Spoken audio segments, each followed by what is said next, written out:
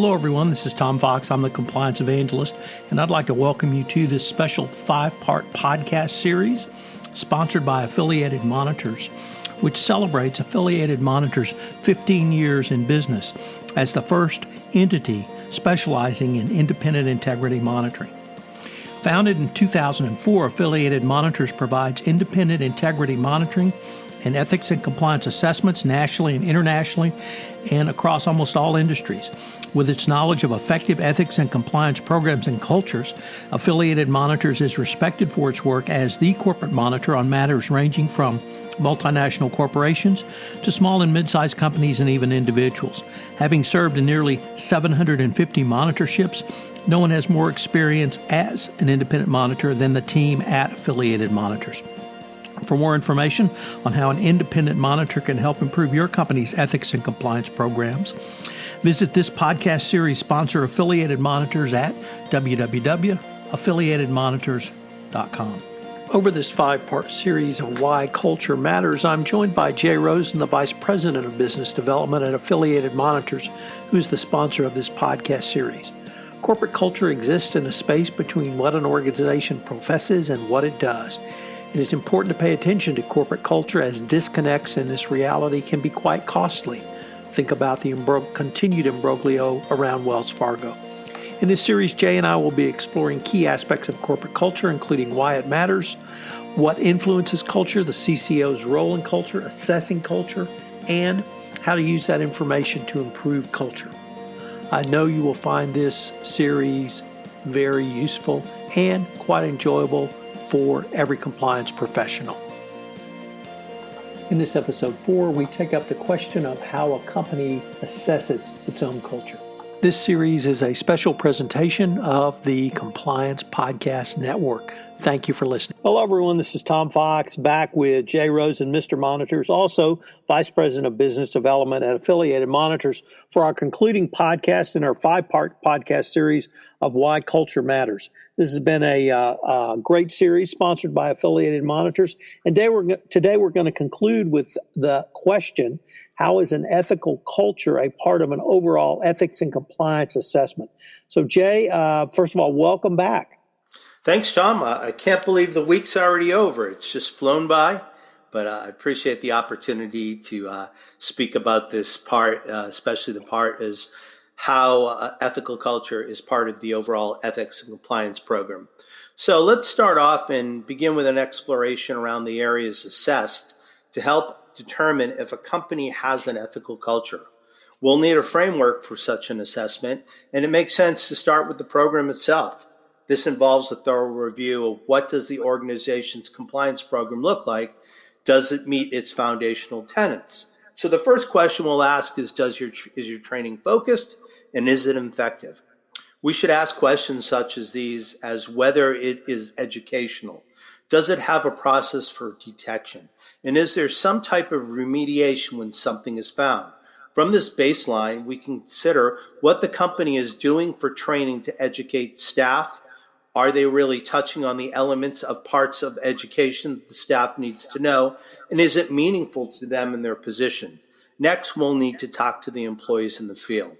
It's proper at this point to determine the alignment between the aspirations laid out in the organization's culture with the reality of the ground. It could be as simple as whether there is training and the depth of training. Are there detection methods in place? Helplines and internal communications, and most importantly, are people comfortable using the helpline to communicate information? So, Jay, it sounds like one of the key inquiries is around training and whether that training is focused and effective. Would that be a fair assessment?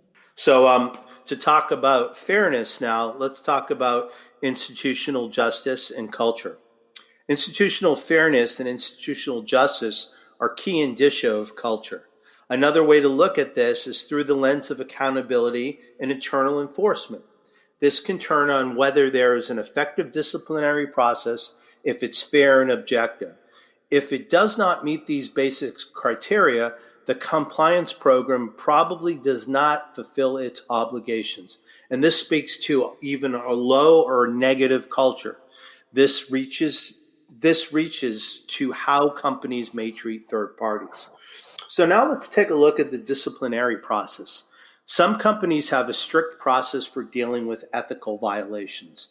Then you find out that the same company's efforts to instill these types of accountability and enforcement with third parties is meaningless. Put another way, if you have a zero tolerance policy and allow someone to work with your organization who violates this policy, it may well negatively impact your culture. A company should review the foundational elements of culture. This would include holistic pieces around an ethical culture, including the recruiting process, performance metrics, the communication process, internal controls, and of course, independent assessment. So let me, Jay, when people think about discipline, they think of the flip side of discipline, which is incentives. I think about incentives, obviously a potential salary incentive, but there are other incentives in a corporation. We both work in corporations, and the incentive for advancement is certainly a very powerful incentive. Incentives.